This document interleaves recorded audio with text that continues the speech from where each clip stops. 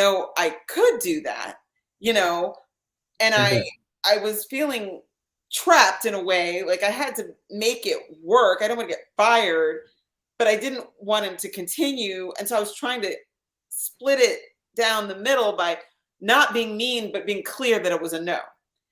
And what he saw, I guess, was she's not like, let me see how much farther I can go. I think, I mean, I don't know. I'm not a predator. I don't know how to think, but I think that's what happened. And so I would create strategies to keep the line open because I needed him, because he was the only one who let me try the idea to make the interlude a real song or let me work on the soundtrack. So I didn't want to burn the bridge. So I was trying to, he let me sign Capleton and Kylie Ranks, Def Jam's first reggae artist.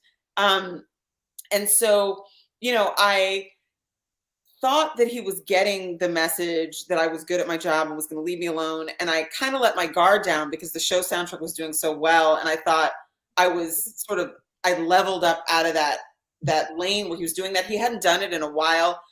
And he told me to come upstairs to pick up a demo, and he was going to order me a car. And I was like, okay, this is going to be quick.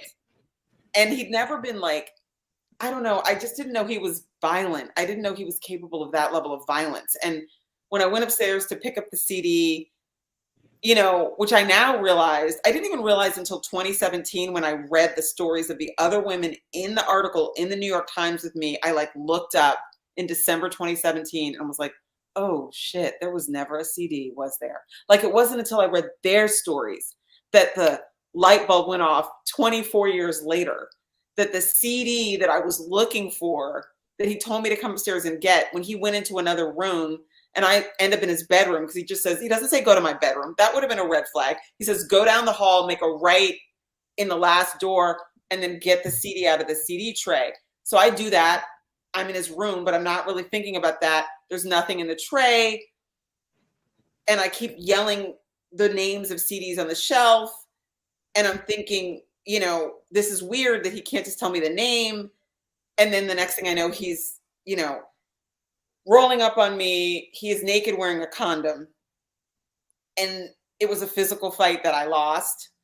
I honestly think about it whenever I do a push-up in the gym, that lack of upper body strength that I needed in that moment. I didn't have it. It was a fight. I said no. I cried. I screamed. I yelled. I kicked. I did all the things. And then I realized I was trapped. And then I froze. I just froze. And I essentially complied with my captor, because I realized I was alone in this apartment with this guy who was violent and who didn't care. And it was a different version of him than I'd ever seen before. It's kind of like the version of him that we saw in that video that his daughter uploaded where he was yelling. I was like, that is the guy I saw that night. Right, and right.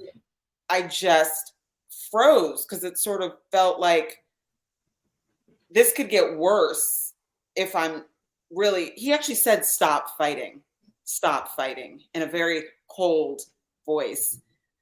And I realized that it was already as bad as it could be, but maybe it could even be worse. And I didn't want to know how much worse it could be. So I just kind of flatlined, like a possum. I don't know what to say, like an animal that plays dead. I feel like that's what happened, and I, and so, I went on and made other records, but of course that changed my level of confidence. And so I was just, again, happy to be in the business still, happy to be making records, happy to be contributing to the culture that I love to this day. But I didn't feel like I could stand up for myself.